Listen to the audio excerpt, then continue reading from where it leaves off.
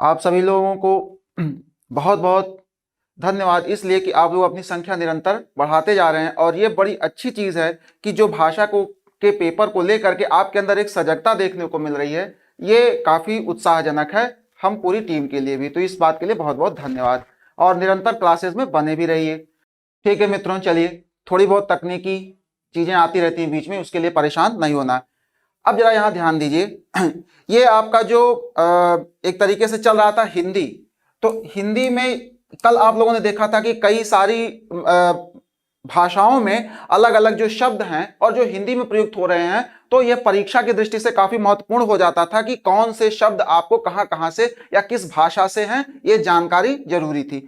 तो देखिए, ये आप लोग लास्ट पेज कल देख रहे थे, लेकिन चूंकि ये कह लीजिए कुछ तकनीकी समस्याओं की वजह से यहां पर 2-3 पेजेस रह गए थे जो जुड़ नहीं पाए थे और हम लोगों ने यह समझ लिया था कि यहां पर यह चैप्टर समाप्त हो गया था पृष्ठ संख्या 54 पर, लेकिन नहीं, इसके आगे 2-3 और भी पेजेस हैं और ये सब भी उसी से संबंधित हैं कि अन्य भारतीय भाषाओं के शब्द। ठीक है, अन्य भारतीय भाषाओं के शब्द। देखिए, आपको देखने के दृष्टिकोण से थोड़ा सा मैं इसको बड़ा कर देता हूं, अब आपको देखने में सुलभता होगी। अच्छा, अब जरा ध्यान दीजिए, क्या करें, गुजराती शब्द, मराठी शब्द, पंजाबी, बंगाली, तो आपके ही जो भारतीय भाषाओं के शब्द हैं, यानी कि जो भाषाएं आपके भारत के ही किसी क्षेत्र विशेष से संबंध रखती हैं, उसमें आए हुए कौन कौन से शब्द हैं, वह आपसे अधिकतर परीक्षाओं में पूछे जाते हैं। तो इसमें कुछ भी समझाने जैसी स्थितियां नहीं है, यह पुस्तक की विशिष्टता है कि अगर यह आपके पास होगी तो आप आसानी से समझ सकते हैं। अब छोले क्या है, पंजाबी, तो छोले कुलचे वो लोग उस क्षेत्र में खाते भी ज्यादा हैं। ठीक है, देखिए, प्राण, पण, भद्रलोक, संभ्रांत, ये कुछ थोड़ा सा तत्सम तरीके के जो शब्द हैं वो आपको बंगाली भाषा में मिलेंगे।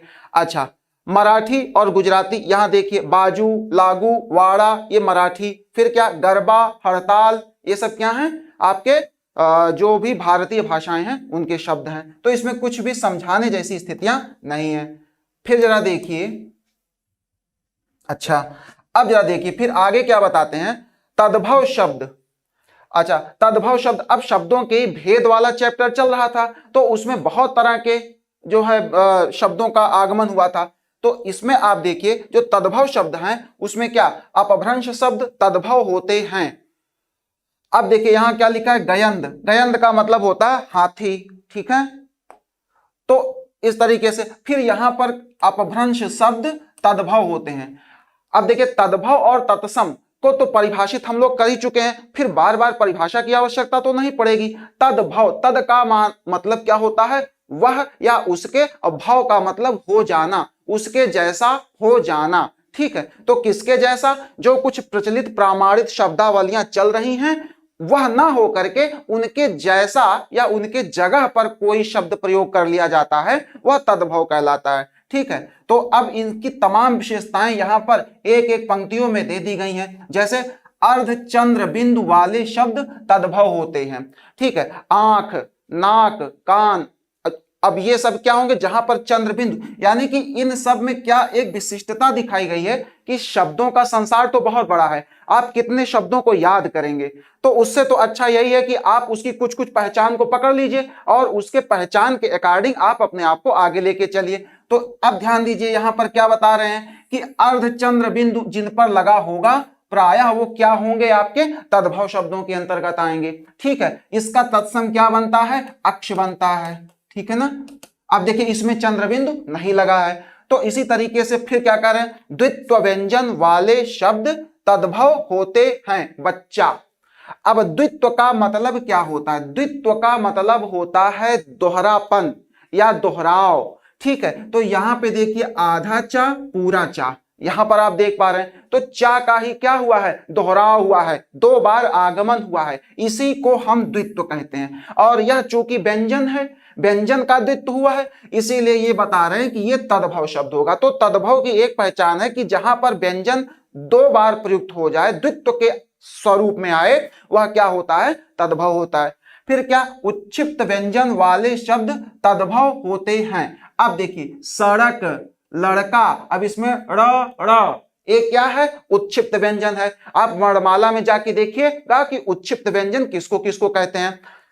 तो आपके जिसमें इस तरह के जो शब्द आ जाएंगे जो उच्छिष्ट व्यंजन से बने हुए शब्द हैं वो क्या होते हैं, तद्भव होते हैं। फिर क्या बता रहे हैं, सरल व आसान वर्तनी वाले मुख शुद्धि की दृष्टि से बोले जाने वाले शब्द तद्भव होते हैं।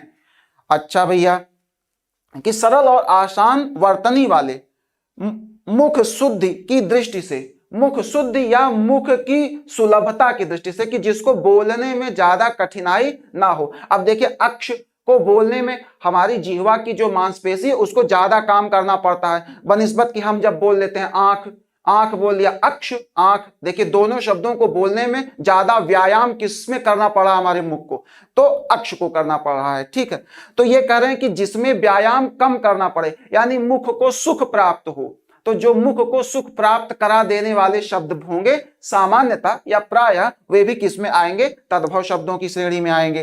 फिर क्या बताते हैं, हिंदी उपसर्ग से बने शब्द तद्भव होते हैं, अधपका अनहोनी। अच्छा, अधपका और अनहोनी। अब जरा ध्यान दीजिए, अब ये क्या करें, हिंदी उपसर्ग से बने, तो देखिए इसमें अध और अन ये क्या है, हिंदी उपसर्ग है। अभी आप आगे भी देखेंगे कि उपसर्ग उर्दू के भी देखेंगे, हिंदी के भी देखेंगे, संस्कृत के देखेंगे, तो उसमें ये कह रहे हैं कि जो हिंदी के उपसर्ग होंगे अगर उनसे बने शब्द हैं कोई, तो वह सामान्यतः किस में आएंगे, तद्भव में। देखिए इनके अपवाद भी आपको देखने को मिल सकते हैं, लेकिन वे संख्या में अपवाद कम होते हैं, नियमों से बने शब्द ज्यादा होते हैं। तो इसमें आपको अगर कभी तुक्का भी लगाना पड़ा, क्योंकि शब्दों का संसार बहुत बड़ा है, हो सकता है कभी ऐसा चांस बन जाए कि हमने नहीं पढ़ा नहीं देखा, तो फिर आपको यही सारी पहचान ही वहां पर काम आएगी कि अगर इस पहचान को आपने मन में बैठा रखा है तो शायद आप 100% सही करने के काफी निकट हो जाएंगे।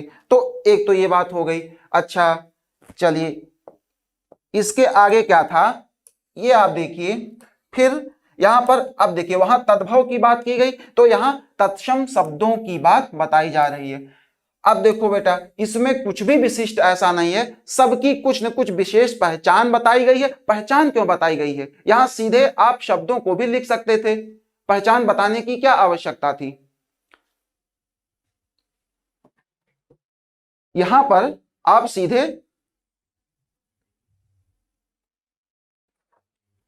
अब देखिए अब यहां पर क्या हो रहा है, आपको पहचान, पहचान सिर्फ इसलिए बता दी जाती है कि ताकि ऐसा ना हो कि आप, चूंकि शब्दों का तो बहुत व्यापक स्वरूप है ना, कितने सारे शब्दकोश में तो कौन शब्दों को रख सकता है।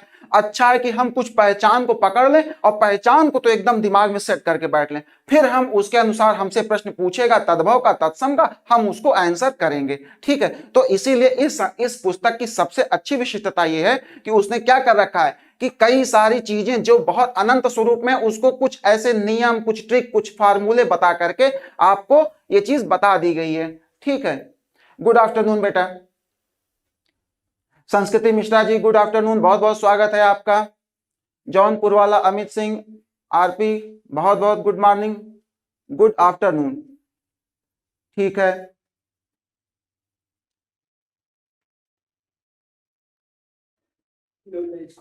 नॉलेज कुमार जी बहुत बहुत आपको धन्यवाद।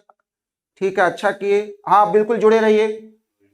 गोल्डी सिंह जी ठीक है, आपको भी नमस्कार। बिल्कुल, आप लोगों के आने से हमारा उत्साह बढ़ता है, और हमने कहा था कि आज कुछ विशिष्ट चलना है और चलेगा, क्योंकि ये 2-3 पेज छूटा है, इसको जल्दी कवर करके हम लोग अगले चैप्टर पर आते हैं। ठीक है बेटा, बने रहिए।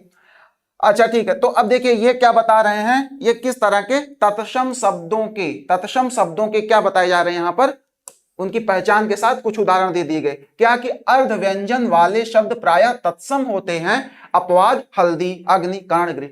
एक बात ध्यान दीजिए, यहां पर कुछ भी ऐसा कोई शब्द नहीं है जिसे कि आप ना समझते हो या आपको बताना पड़े अलग से।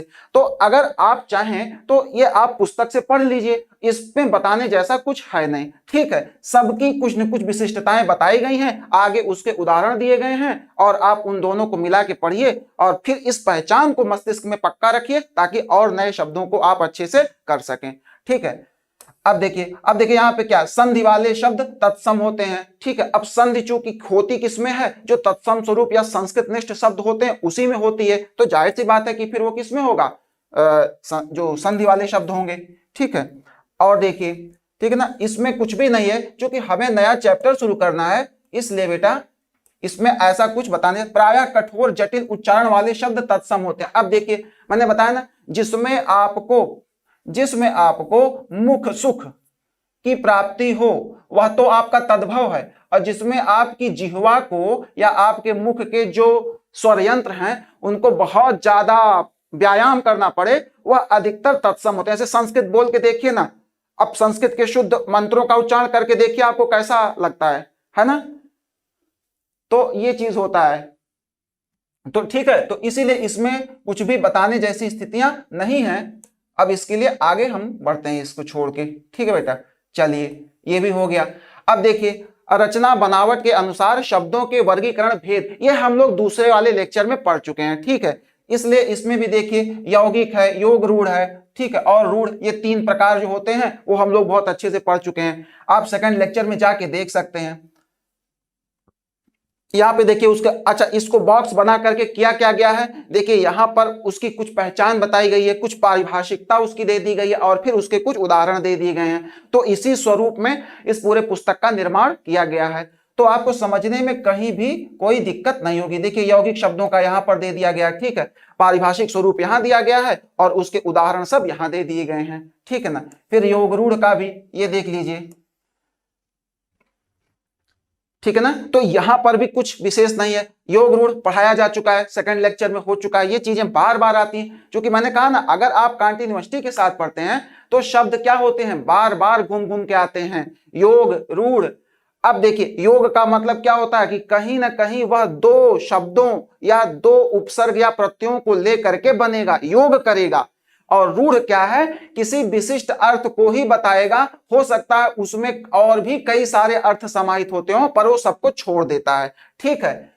इसीलिए अब देखिए यहाँ पे जैसे एक मैं आपको दिखा देता हूं, यहां देखिए लिखा क्या है, जलज लिखा है, ठीक है, जलज।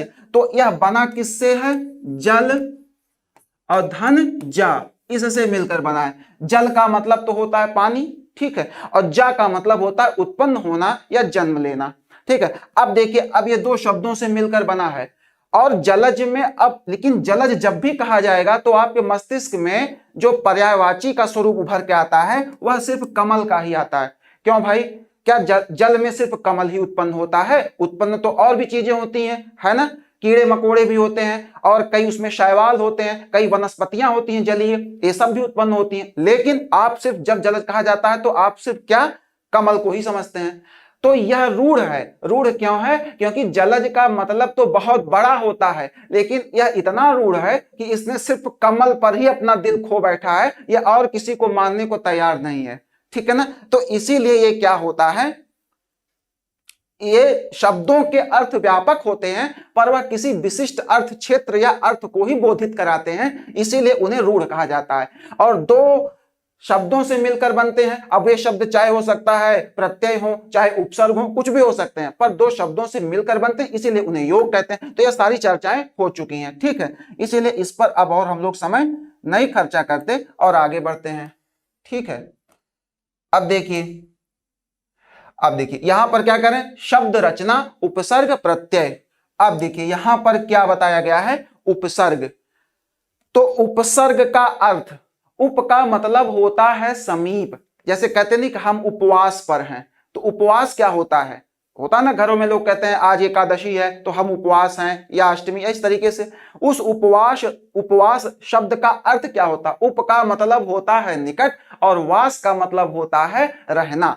तो किसी के निकट रहना, किसके निकट रहना, जब आप अन्न जल या सांसारिक चीजों को छोड़ रहे होते हैं तो कहीं ना कहीं आप ईश्वरीय तत्व की तरफ बढ़ रहे होते हैं, यानी कि वहां पर एक संकेत किया गया है ईश्वर के निकट रहना, ठीक है।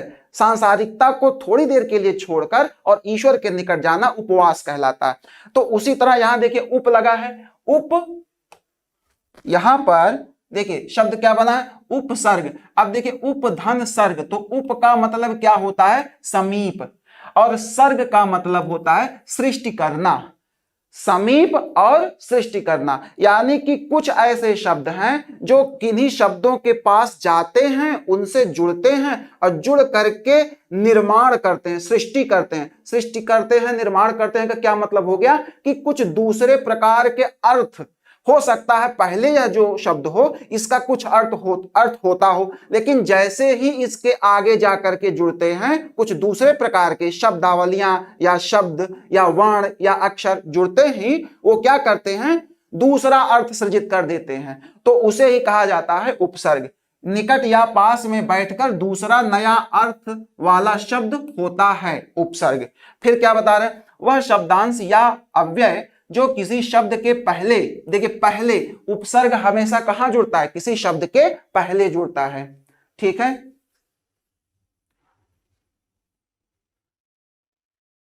बहुत बहुत आपका आभार है विकास सिंह जी, बिल्कुल आइए, स्वागत है आपका। और देखिए अब क्या बता रहे हैं, अब देखिए यहां पर हर तरीके से फिर क्या करें, डॉक्टर वासुदेव नंदन के अनुसार अब देखो भैया यहां पर संख्या बता दी गई है।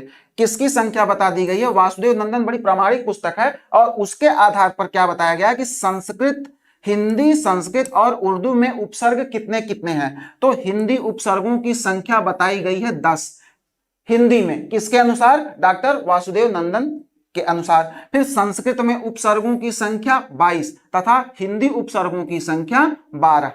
ठीक है, ये जो आपको यहां पर उपसर्ग दिए गए हैं, संस्कृत में सिर्फ आपके 22 उपसर्ग नहीं होते, बहुत सारे होते हैं, लेकिन यहां पर बात की जा रही कि जो हम हिंदी में प्रयोग करते हैं, हिंदी भाषा में जो उपसर्ग प्रयुक्त होते हैं, सिर्फ उनसे हमारा यहां मतलब है।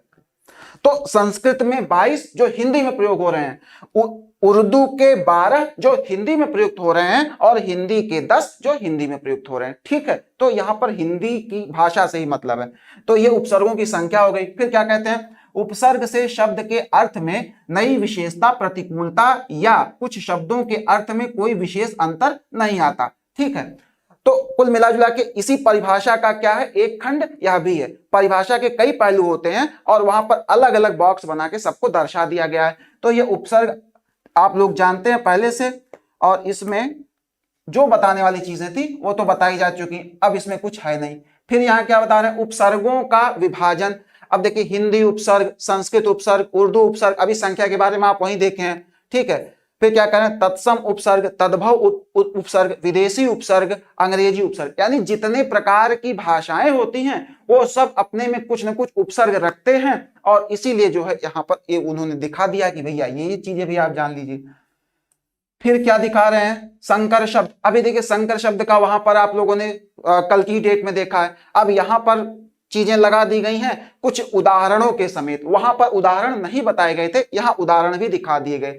ये बता रहे हैं, अब संकर का मतलब मैंने क्या बताया था कि दो भाषाओं के शब्द आकर के मिल जाते हैं तो उन्हें संकर, ठीक है, संकर का मतलब होता है मिलावटखोरी, मिलावट हो जाना, ठीक है, या कोई खोट, यानी दो भाषाओं का मिल करके कोई नया शब्द बना लेना। अब देखिए, अब यहां पर सारे एग्जाम्पल ले लीजिए। यहां देखिए बता क्या रहे हैं कि अगर संस्कृत और हिंदी, ठीक है, तो उप बोली चित चोर। अब देखिए उप क्या है, संस्कृत का शब्द है और बोली हिंदी का है, तो उप बोली। ठीक है, फिर क्या बता रहे हैं, चित चोर, तो चित किसका है, संस्कृत का है, और चोर किसका है, हिंदी का। तो इसी तरीके से हिंदी प्लस उर्दू कहने का मतलब हो जाएगा कि राजमहल, यानी कि जो शब्द है उसका पहला वाला पद क्या होगा, जो यहां पहले लिखा है हिंदी, तो राज हो जाएगा हिंदी का और उर्दू हो जाएगा महल, महल के लिए। तो इसी तरीके से यहां पर सब उदाहरण दे दिए गए हैं। ठीक, अरबी अंग्रेजी का, फारसी संस्कृत का, हिंदी अंग्रेजी, तुर्की संस्कृत, तुर्की हिंदी, अरबी हिंदी, फारसी हिंदी, ये सब दे दिया गया। तो इसमें आप लोगों को कुछ भी बताने जैसा तो अब है नहीं। ठीक है, बस हाँ ये चीज ध्यान रखिएगा कि इसको आप अगर इतने शब्दों को भी एक बार पढ़ के गए और इसमें से निश्चित जानिएगा कि बहुत ज्यादा पुनरावृत्ति, नए प्रश्नों के आगमन के लिए संभावनाएं कम होती हैं। बस एक बार आप अपनी दृष्टि को थोड़ा व्यापक करके कई सारी चीजों को समेट लीजिए। तो इतनी चीजों को ही अगर पढ़ के गए हैं तो निश्चित रूप से जानिए इसका लाभ आपको अवश्य मिलेगा। ठीक है बेटा, अब देखिए, अब आगे बढ़ते हैं। ये देखिए, अब ये क्या है, संस्कृत उपसर्ग। अब देखिए हर एक चीज का वहां पर जो हम लोगों ने भाषाएं गिनाई मुख्य मुख्य, यानी 3 तरह के उपसर्गों को जो मुख्य रूप से लिया, हिंदी संस्कृत उर्दू, अब उसका एक एक करके यहाँ पे क्या सबके एग्जाम्पल समेत दिए गए हैं। जैसे प्रमुख तत्सम उपसर्ग या तत्सम को ही क्या संस्कृत उपसर्ग भी कहते हैं। ठीक है, वी, स, निर, नी, अब देख लीजिए यहाँ पर सब दे दिए गए हैं और उन्हीं को जोड़ जोड़ करके शब्दों का निर्माण किया गया है। देखिए सा से क्या, सा का मतलब दे दिया गया सहित, और फिर इससे क्या बन रहे हैं, सफल, सजीव, सरस, सनाथ, सकुशल। तो ये सारे शब्द हाँ बिल्कुल बेटा, बुक अच्छी है बिल्कुल, और इस पे बहुत सारा इस लिहाज से इस पे मेहनत किया गया है। संस्कृति कह रही है कि बुक बहुत अच्छी है हाँ निश्चित रूप से अच्छी है बाबू। ठीक है, तो अब इसमें देखो बेटा कुछ समझाने जैसी स्थिति है नहीं, तो आगे बढ़ते हैं। ठीक है, जहां समझाने वाली बातें आएंगी वहां आपको हम समझा देंगे। ये देखिए ये क्या है भैया, अब ये करें उर्दू, हाँ उर्दू उपसर्ग। अब अरबी फारसी से उर्दू, उर्दू भी क्या है, भारत की ही भाषा है एक प्रकार से। ठीक है, मूल रूप से जो इस्लाम की भाषा थी वो तो अरबी फारसी है। तो इस्लाम जब भारत में आए और हिंदी के टच में आए तो हिंदी अरबी फारसी जब मिक्स हुए तो वो उर्दू बन गया। ठीक है, तो उर्दू का जन्म एक प्रकार से भारत में ही हुआ। ठीक है ना, तो अब ये सब उर्दू के हो गए। ठीक है, फिर क्या, तद्भव उपसर्ग हिंदी के। अब तद्भव किसे कहते हैं, जो संस्कृत को विकृत करके या फिर तत्सम शब्दों को विकृत करके बनते हैं वो सब। अब देख लिए यहाँ पर। ठीक है ना, तो इसमें कुछ भी बताने से, अंग्रेजी के उपसर्ग क्या है, vice, vice chancellor, vice chairman, ये सब है ना। सब, सब का मतलब एक जुड़ाव, सब कमेटी, सब इंस्पेक्टर, सब रजिस्ट्रार। ठीक है ना। SUB ये इंग्लिश का शब्द है एक्चुअली, SUB सब का मतलब होता उप। अच्छा ये हो गया। ठीक है, अब इसके बाद क्या, प्रत्यय व इसके भेद। अच्छा वहां उपसर्ग बता दिया, तो यहां प्रत्यय। प्रत्यय क्या होता है, शब्दों के पीछे। अच्छा जैसे उपसर्ग की परिभाषा वही प्रत्यय की, बस ये आगे जुड़ करके सारा काम करता है, ये पीछे जुड़कर सारा काम करता है प्रत्यय। अब याद रखने के लिए पा से प्रत्यय, पा से पीछे, ऐसे भी याद रहेगा। ठीक है, तो पीछे जुड़ने वाला प्रत्यय है। फिर क्या कर रहे हैं कि ध्वनि समूह की वह इकाई, देखिए इसको पारिभाषिक शब्दों में यहाँ पे परिभाषित कर दिया गया। ध्वनि समूह की वह इकाई जिसे किसी शब्द या धातु के अंत में जोड़ा जाता हो, शब्दों के बाद जो अक्षर अक्षर समूह लगाया जाता है उसे प्रत्यय कहते हैं। ठीक है,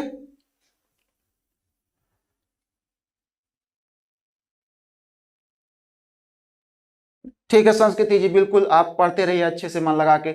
मेरी पूरी कोशिश भी यही रहती है और ये हम उम्मीद भी करते हैं कि आप लोग अपनी परीक्षाओं में जल्द से जल्द सफलता प्राप्त करें, ताकि हम लोगों को ये लगे कि जो भी यहाँ परिश्रम किया गया है, चाहे बुक के स्तर पर चाहे पढ़ाने के स्तर पर, वो सफल हो सके। ठीक है बेटा, ठीक है।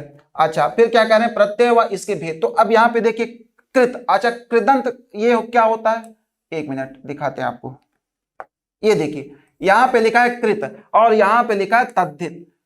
प्रत्यय दो प्रकार के होते हैं, कृत प्रत्यय और तद्धित प्रत्यय। यह क्या होते हैं, धातु। मेन चीज यहाँ देखिए कृत का, बाकी चीजें छोड़िए, यहाँ देखिए लिखा है धातु। ठीक है, वहां हो गया। और यहाँ देखिए लिखा है संज्ञा, सर्वनाम, विशेषण, क्रिया विशेषण। ठीक है, अब आप देखिए, अब जो तद्धित होते हैं, धातु, धातु शब्द का प्रयोग या धातुओं से जो निर्मित शब्द होते हैं वो कौन से शब्द होते हैं, क्रिया।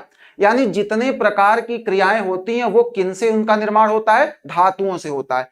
अब जरा देखिए धातुओं से होता है तो कृत प्रत्यय वही जुड़ेगा जो क्रिया होगी। ठीक है, अब देखिए कृत, अब यहां पे देखिए क्या है, गाने वाला, कारक, अक, हार, या, अन, नयन। ठीक है, और यहां पर क्या है, तद्धित प्रत्यय संज्ञा, सर्वनाम, विशेषण, क्रिया विशेषण में जोड़े जाते हैं। ठीक है, तो ये दोनों में अंतर है और ये धातुओं में जोड़े जाते हैं। ठीक है, अब हिंदी की ये धातुएं यहां पर दी गई हैं, संस्कृत की धातुएं अलग होती हैं।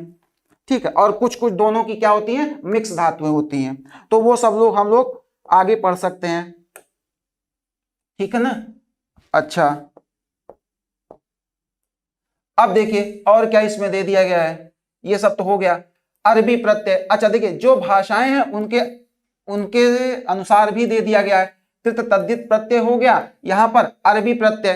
अब देखिए ये अरबी प्रत्यय जो है ये भी कृत और तद्धित के अनुसार ही चलते हैं। यहां ध्यान दीजिए, कृत और तद्धित के अनुसार, यानी कि जो आपके विकारी शब्द हैं, विकारी शब्द वहां जो आपने देखा कौन कौन से, चार ही होते हैं, संज्ञा, सर्वनाम, क्रिया और विशेषण।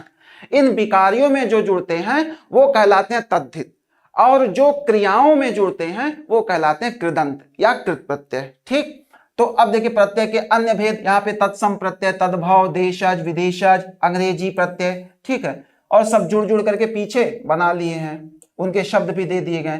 तो यहां पर आपका ये चैप्टर समाप्त होता है, ठीक है। अच्छा,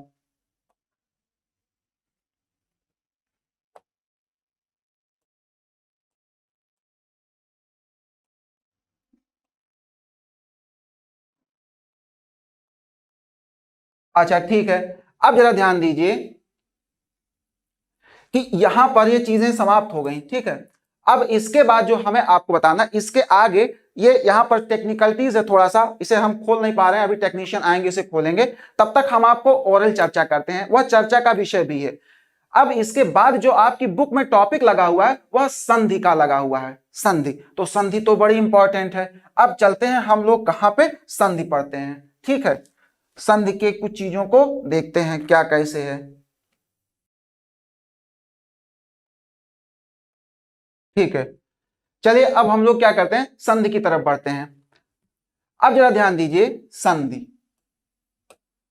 ये जो आपका एक टॉपिक है संधि का, ये आपके चैप्टर में लगा हुआ है, ठीक है। अच्छा एक चीज मुझे बताइए कि आप लोग संधि से क्या समझते हैं। अगर आप संधि को कभी देखे होंगे, ये नाम तो सुना ही होगा, वैसे भी नहीं अगर हिंदी पढ़े होंगे, इतिहास भी पढ़ा होगा। हाँ, इतिहास पढ़ा होगा, इतिहास में तो संधि पढ़ा ही होगा ना।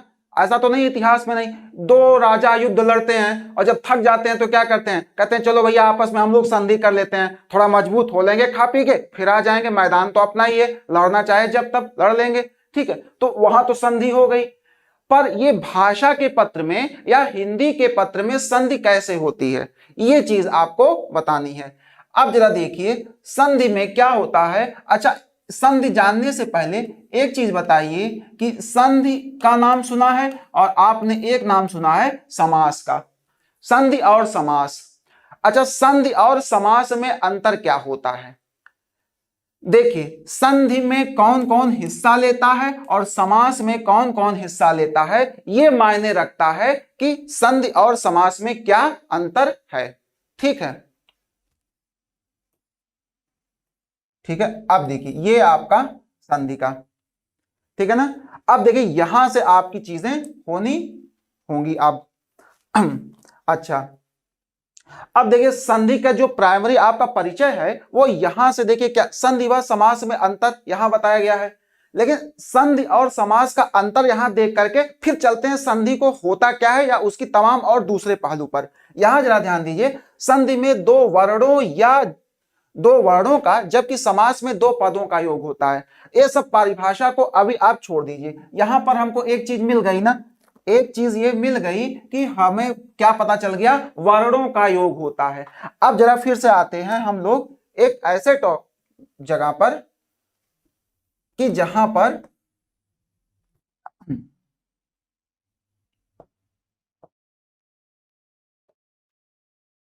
अब देखिए आप लोग एक चीज जानते हैं, वर्ण आपस में मिल मिल करके क्या बना लेते हैं। अच्छा, वर्ण आपस में मिल करके शब्द बनाते हैं। मान लीजिए कोई ये एक शब्द है, ठीक है, और शब्द मिल करके किससे बनता है, वर्णों से मिलता है। मान लीजिए इसके ये बॉक्सेस क्या दिखा रहे हैं आपको, वर्ण। इसे थोड़ा सा हम आपको और कलर में दिखाते हैं, ठीक है। ये आपका मान लीजिए कोई शब्द है, ठीक है,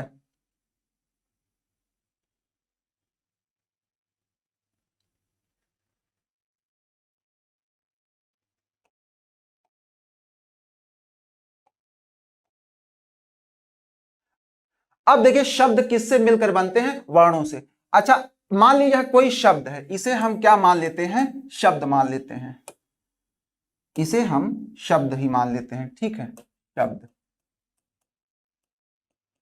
अब देखिए अगर यह शब्द है तो शब्द का यह पहला वर्ण है, यह बात तो पक्की है ना, यह शब्द का क्या है, पहला वर्ण है। और उसी शब्द में वर्ण जुड़ जुड़ करके आखिर तक पहुंच गए, तो ये शब्द का क्या हो गया, आखिरी वर्ण, आखिरी, या इसी को आप अपनी भाषा में क्या कहते हैं, अंतिम वर्ण, अंतिम वर्ण। शब्दों का निर्माण तो वर्णों के जुड़ाव से होता है, बीच में हो सकता है कई सारे और भी वर्ण आए हों, उनकी चर्चा नहीं करते। मान लीजिए कोई शब्द है, इतना पहले ध्यान दीजिए कि शब्द का जो पहला वर्ण होता है उसे आप पहला ही कहते हैं, और जो सबसे अंत में लिखा जाता है या शब्द में आकर के जुड़ता है वह आपका आखिरी वर्ण या अंतिम वर्ण होता है।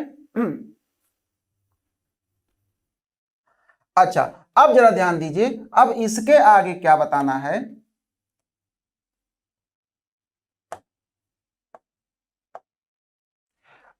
अगर ये चीजें आपको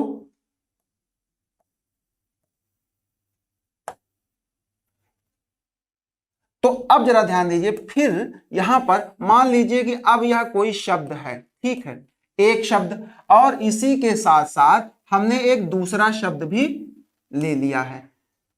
अब किसी शब्द का जो आपका पहला वर्ण है, यह वर्णमाला आपकी हिंदी वर्णमाला के किन किन अक्षरों से शुरू हो सकता है। सब ठीक है, अब कमेंट आप लोग करते रहिए, थोड़ा सा यहां पर पहले ध्यान दे लीजिए, ठीक है। अब किसी शब्द का जो पहला आपका वर्ण है वह क्या हो सकता है, या तो वह स्वर से प्रारंभ होगा, ठीक है, या आप स्वर से करेंगे, या अगर स्वर से प्रारंभ नहीं होगा तो किससे होगा, व्यंजन से होगा, ठीक है। क्यों, क्योंकि आपकी वर्णमाला में स्वर और व्यंजन को मिलाकर के ही तो पूरी वर्णमाला बनती है, ठीक है। तो आपका कोई भी शब्द है उसका पहला जो वर्ण होगा वह किससे प्रारंभ होगा, या तो स्वर से होगा या फिर व्यंजन से होगा, ठीक है। ठीक इसी तरह से अगर कोई शब्द है उसका जो आखिरी वर्ण होगा वह समाप्त किस पर होगा, यानी जो शब्द है वह समाप्त किन किन प्रकार के वर्णों पर हो सकता है, तो या तो वह स्वर पर समाप्त होगा, अगर स्वर पर नहीं समाप्त होगा तो फिर वह या तो व्यंजन पर समाप्त होगा, ठीक है। अगर व्यंजन पर नहीं समाप्त हुआ तो वह किस पर समाप्त हो सकता है, विसर्ग पर भी समाप्त हो सकता है। अगर विसर्ग पर नहीं समाप्त हो तो किस पर समाप्त हो सकता है, वह अनुस्वार पर भी समाप्त हो सकता है। अब आपके लिए एक प्रश्न है कि क्या विसर्ग और अनुसार से किसी भी शब्द का पहला वर्ण होता है कि नहीं होता है, ठीक है।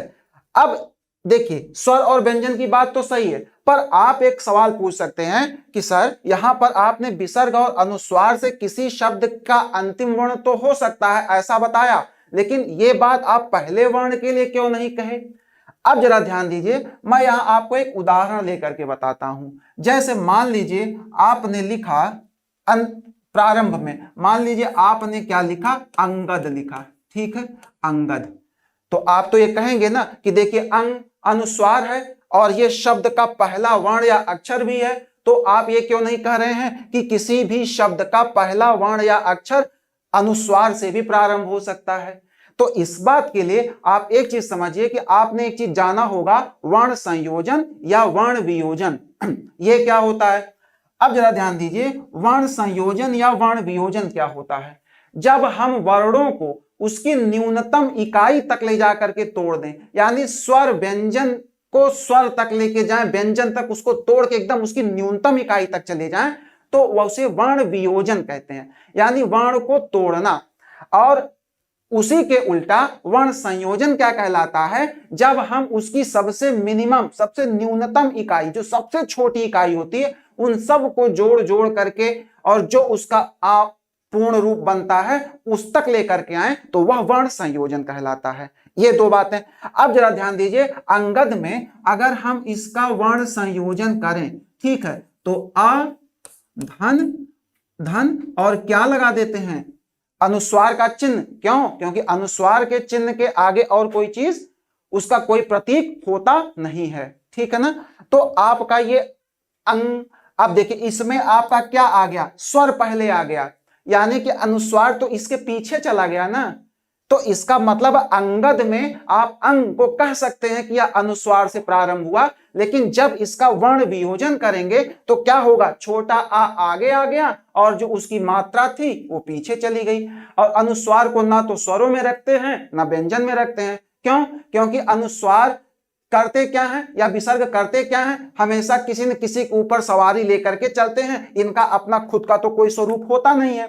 तो इसीलिए किसी भी शब्द का प्रारंभ अनुस्वार से नहीं होता, ठीक है, स्वर या व्यंजन से ही होता। जैसे मैं एक दूसरा उदाहरण दूं, मान लीजिए कंघा, ठीक है, एक मैंने मान लीजिए एक दूसरा उदाहरण लिया, मान लीजिए मैंने एक दूसरा उदाहरण लिया कंघा, ठीक है, कंघा ले लेते हैं भाई।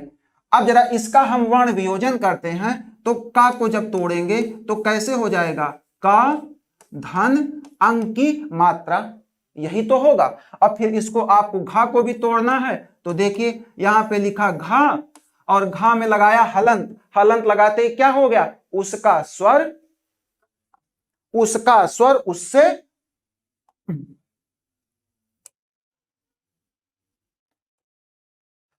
तो उसका स्वर क्या हो जाता है, उसका स्वर उससे अलग कर दीजिए।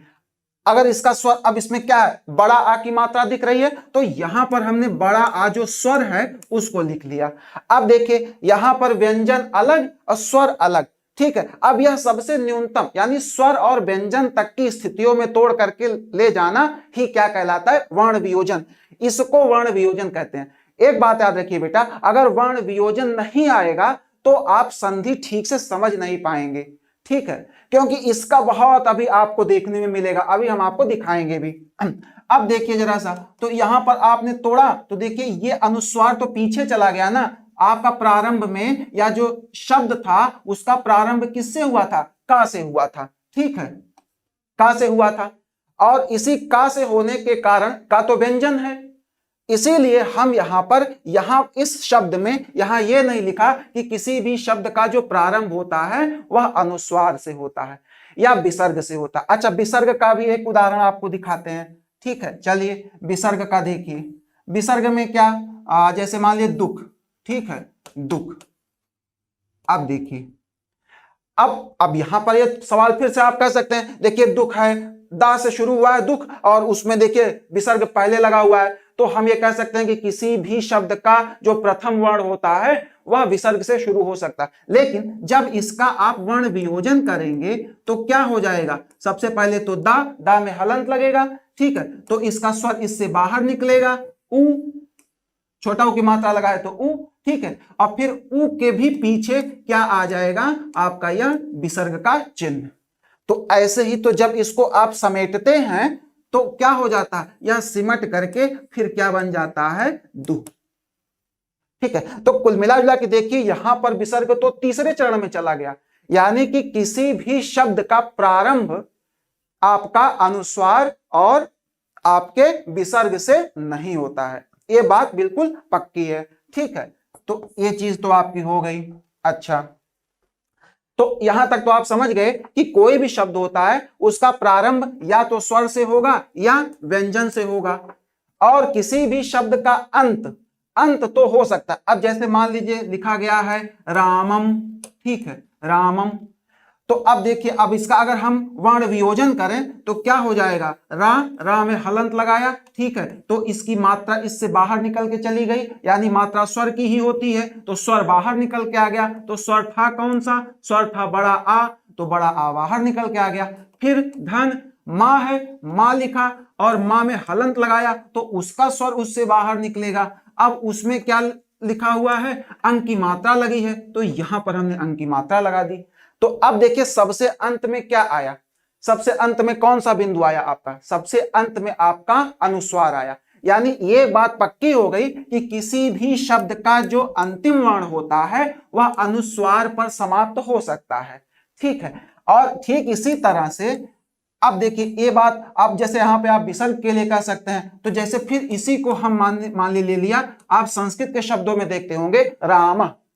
अब इस रामा का जब आप वर्ण वियोजन करते हैं तो देखिए क्या बनता है, रा में आपने हलंत लगाया, उसका स्वर उससे बाहर निकलेगा तो क्या आ जाएगा, बड़ा आ, ठीक है, बड़ा आ की मात्रा लगी है, तो फिर आपने क्या किया, मां लगाया, हलंत लगाया और फिर धन लगाया और उसके बाद जो आपका विसर्ग था उसका चिन्ह। तो अब देखिए सबसे अंत में कौन सा चिन्ह या अयोगवाह आया, आपका विसर्ग अयोगवाह आया। तो ये कहना तो बिल्कुल सत्य लगा कि जो हमारा कोई शब्द हो, कितने भी शब्द वर्णों से मिलकर बना हो, उसका जो अंतिम वर्ण या अक्षर होगा वो या तो स्वर पर समाप्त होगा, या व्यंजन पर समाप्त होगा, या विसर्ग पर समाप्त होगा, या अनुस्वार पर समाप्त होगा। लेकिन कोई भी शब्द होगा उसका अगर जो पहला वर्ण होगा, पहला, वह केवल स्वर से ही प्रारंभ होगा या फिर व्यंजन से प्रारंभ होगा। ठीक है, स्वर या व्यंजन, इन्हीं दो में से किसी से वह प्रारंभ होगा। ठीक है ना, तो ये बात। अच्छा, अब जरा सा इतना तो हो गया। ठीक इसी तरह से अब आप मान लीजिए जो आपका दूसरा है, इतना समझ गया, इतने समझने में आपको कोई समस्या कि एक शब्द का प्रथम वर्ण किससे, किन किन टाइप के वर्णों से प्रारंभ होता है और एक शब्द का अंतिम वर्ण किन किन प्रकार के वर्णों पर समाप्त होता है। तो इन इन प्रकार के वर्णों पर समाप्त होता है और इन इन प्रकार के वर्णों पर शुरू होता है। ठीक, यहां तक बिल्कुल स्पष्ट है? तो एक बार आप लिख करके कमेंट करके बता दीजिए हाँ ओके है। ठीक है बेटा। अच्छा, अब जरा ध्यान दीजिए, अब देखिए, अब यहां पर मान लीजिए, अब चूंकि संधि की बात थी तो संधि के लिए पहले संधि होता किसमें है, वर्णों या अक्षरों में ही संधि होता है। लेकिन वर्ण या अक्षर ऐसे घूमते घूमते तो संधि कर नहीं लेते।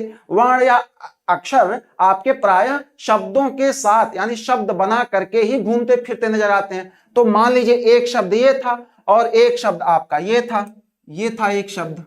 ठीक है, इसमें और भी हो सकते हैं। ठीक है, वर्ण, तो एक आपका शब्द ये भी था। अब इस शब्द का जो ये पहला वर्ण था या किस किस से प्रारंभ होगा, या प्रारंभ होगा स्वर से।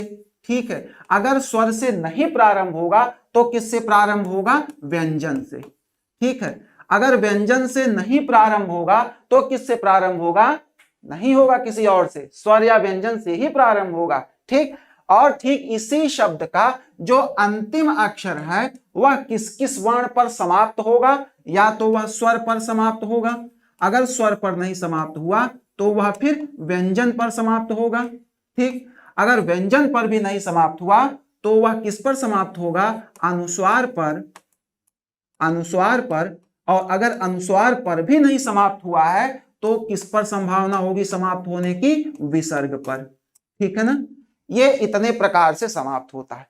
अब देखिए अगर दो शब्द हैं और दो शब्द जा रहे हों, अब इनमें हमें संधि देखना हो तो क्या होगा, जो पहला शब्द होगा यह क्या है, प्रथम शब्द, यह प्रथम शब्द है और यह क्या है आपका द्वितीय शब्द या दूसरा शब्द।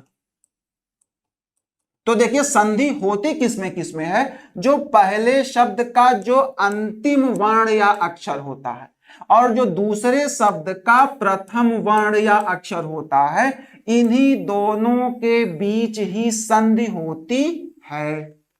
ठीक है, अब देखिए, अब इसके बाद के जो भी वर्ण या अक्षर हैं उनसे हमारा कोई लेना देना नहीं है।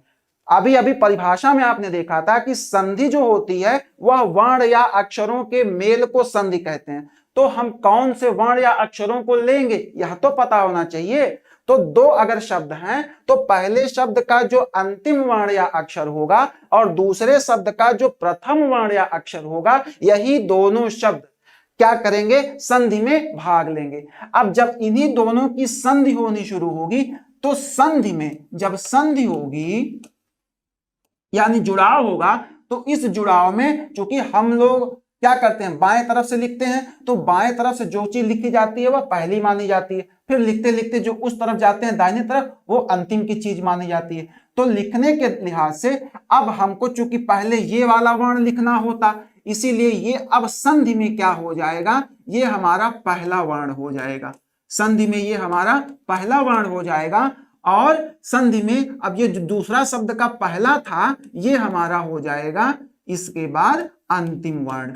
ठीक है, अंतिम वर्ण या दूसरा वर्ण।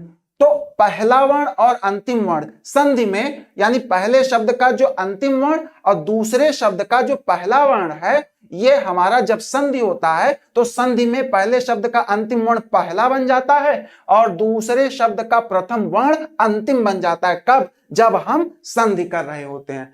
तो यहां तक की बात स्पष्ट है। ठीक है, अब संधि में और क्या क्या चीजें होती हैं धीमे धीमे आपको लेके आगे चलेंगे। ठीक है, ठीक है बेटा।